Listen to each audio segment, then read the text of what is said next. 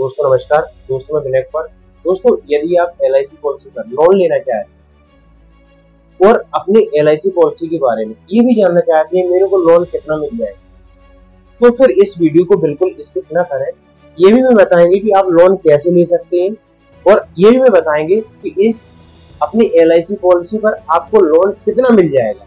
बहुत सरल तरीके से आप जानते हैं। दोस्तों यदि अपनी LIC पॉलिसी पर आप लोन लेना चाहते हैं ना, तो हर संस्था का, हर कॉर्पोरेशन का कुछ रूल्स होते हैं, नियम होते हैं, वो नियम को फॉलो करने का।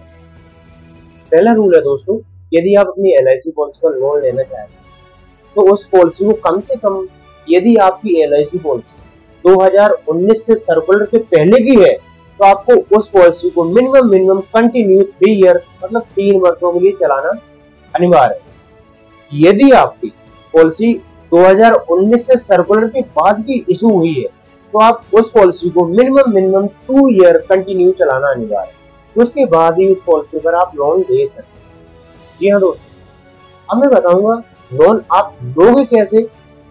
दोस्तों LIC पॉलिसी पर लोन लेने के लिए बहुत सरल प्रोसेस है।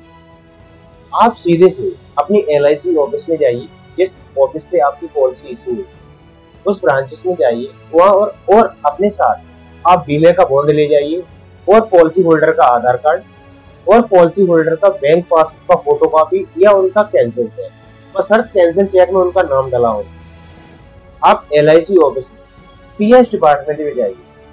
PS डिपार्टमेंट में आप बोलिए सर मेरे को LIC पॉलिसी पर लोन चाहिए। वहाँ पर एक डाक विभाग होगा। डाक विभाग में आप एक लोन का फॉर्म लेना। लोन के फॉर्म का नंबर होता है 5196 मतलब 5196 नंबर का एक फॉर्म लेना।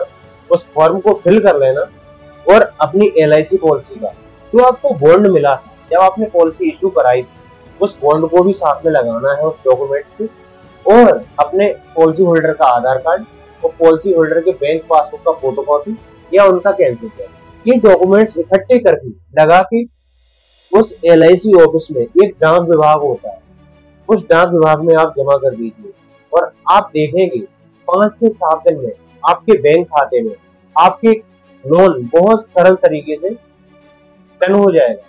अब मैं बताएंगे दोस्तों आपको लोन की एलिजिबिलिटी कितनी होती है, क्योंकि हर संस्था का, हर कॉर्पोरेशन से कुछ नियम होते हैं कि हम कितना लोन दे सकते हैं।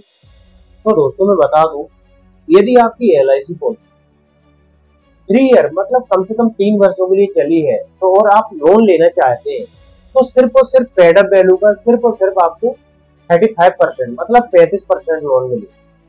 यदि आपने लगभग 10 वर्षों के लिए पॉलिसी चला ली है कंटिन्यू तो आप पेड अप वैल्यू का लगभग 65% मतलब 65 और 60% के बीच में लगभग लोन मिलेगा।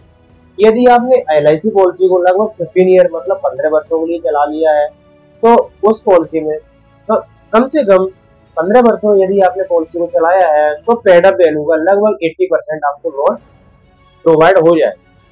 यदि आपने, मैं यूं कहना चाहूंगा, यदि आपका LIC पॉलिसी का टोटल टर्म 20 ईयर है और आप 19 ईयर पर अपनी LIC पॉलिसी पर लोन लेना चाहते हैं तो पेड अप वैल्यू का मैक्सिमम जो आपको लोन मिलेगा वो 90% मिलेगा। जी हाँ, मतलब आपका जो जमा वैल्यू है उससे ज्यादा आपको लोन नहीं मिलेगा, उससे कम भी मिलेगा। बस हर समय के अनुसार ये लोन की एलिजिबिलिटी बढ़ती है। दोस्तों मैं उम्मीद करता हूँ इस वीडियो से आपको कुछ सीखने को मिला होगा।